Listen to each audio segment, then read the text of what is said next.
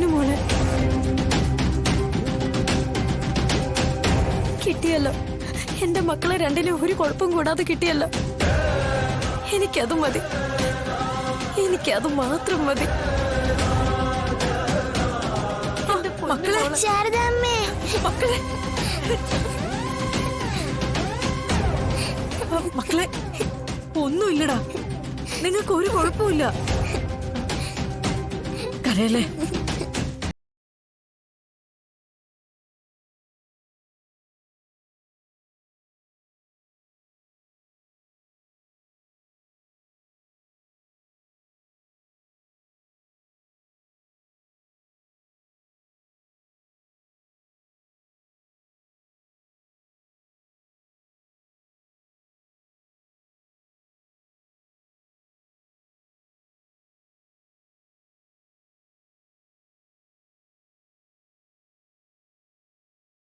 മോനെ, ശാലിനി എവിടെ?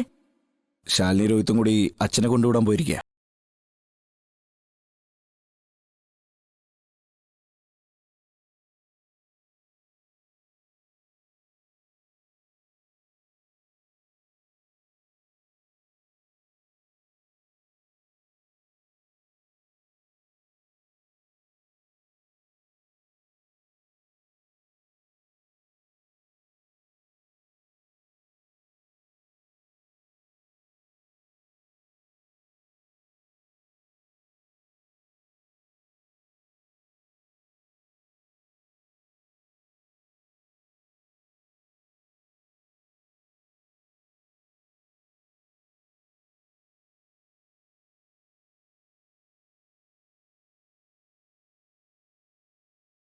കെട്ടിടത്തിലായിരുന്നു കുട്ടികളെ അവർ ഒളിപ്പിച്ചു വെച്ചിരുന്നത്.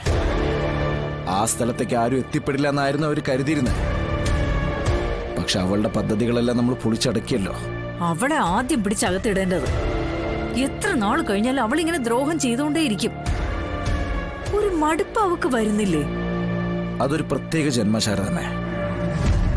നമ്മളെല്ലാരും സ്വസ്ഥവും സമാധാനം ആഗ്രഹിക്കുന്നവരാ.